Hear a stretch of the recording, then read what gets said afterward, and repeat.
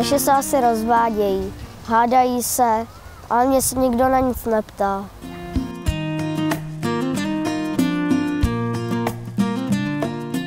Rodina v krizové situaci můžeme rozlišovat krátkodobou krizovou situaci anebo dlouhodobější, respektive dlouhodobější problémy u takzvaných dysfunkčních rodin. Ty krátkodobé krizové situace se mohou týkat vztahových problémů, mohou se týkat výchovných problémů dětí, existenčních problémů, může docházet k ztrátě zaměstnání, závislosti jednoho nebo obou rodičů.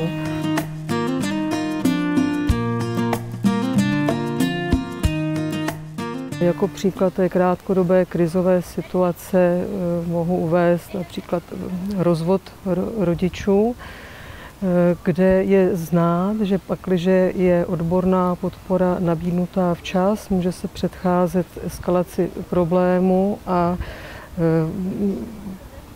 nejsou tolik ohroženy děti touto situací, která je vždycky pro celou rodinu velmi zátěžová.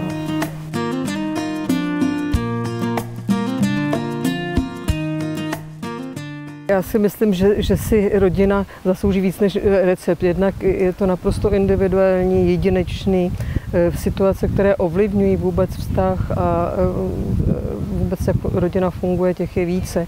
Spíše bychom mohli hovořit o spokojené rodině a o nějakých předpokladech, kdy teda vztah už vydrží, anebo i kdyby nevydržel, vznikla krize, takže to partneři zvládnou.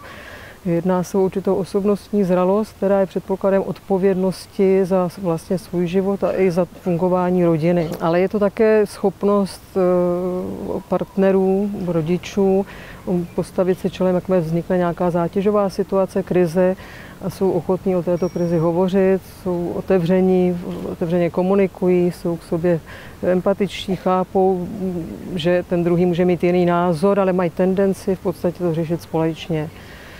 Takže víc asi než recept bych mu hovořila o té spokojenosti a o předpokladech, za jakých té spokojenosti může dojít.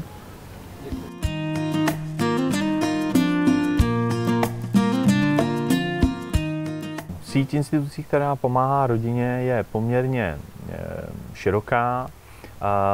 Ten základ tvoří orgán sociálně-právní ochrany dětí a k tomu pak je řada poskytovatelů sociálních a návazných služeb. Ty nejdůležitější služby jsou poradenské, terapeutické a nějakou jinou formou podpůrné.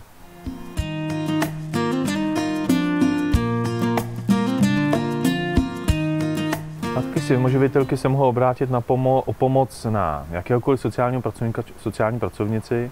Ideálně je, pokud se jedná o pracovnici orgánu sociálně-právní ochrany dětí, který vlastně může spustit celý koloběh podpory a pomoci k té sanaci životní situace, ve které se nachází.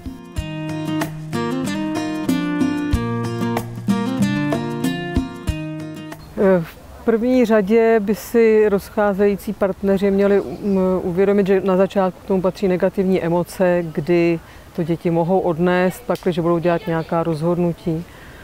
V této fázi by si měli nechat poradit odborníků, kteří jim pomohou projít fázemi rozvodu. V této fázi také není dobré dělat jakákoliv rozhodnutí, protože v podstatě mohou tím, že s tím nebudou souhlasit, být děti traumatizovány. Čím dřív rodiče zjistí, že tady přestávají být partneři, zůstávají rodiči, tím dříve také přebírají zase odpovědnost a pochopí, že děti mají rády oba rodiče a že potřebují jak vzor otcovský, tak mateřský.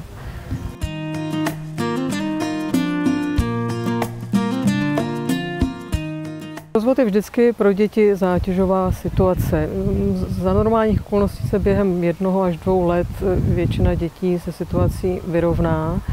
Nicméně pochopitelně reagují na tuto velkou ztrátu a změnu tím, že například mohou mít změnu chování, mohou se stát agresivními nebo naopak jsou plachý, uzavřený.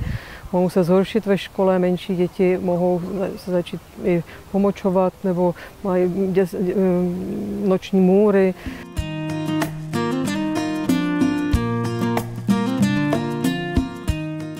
Záleží dost i na věku dětí. Malé děti, které jsou egocentrické, tak velmi často berou vinu na sebe. Větší děti prožívají takzvaný konflikt loyalty, to znamená, že nevědí, na kterou stranu rodičů se přiklonit. Větší děti zase potom prožívají stud.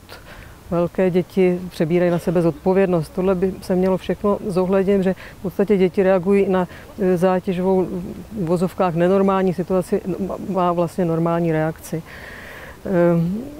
Jsou to v podstatě přechodné potíže, které mohou ustat také u 2/3 dětí, to skutečně se zlepší, případně se to zlepší po podpoře odborníka. Děti prostě patří do rodiny, ať už vlastní nebo náhradní. Pomozte nám v tom.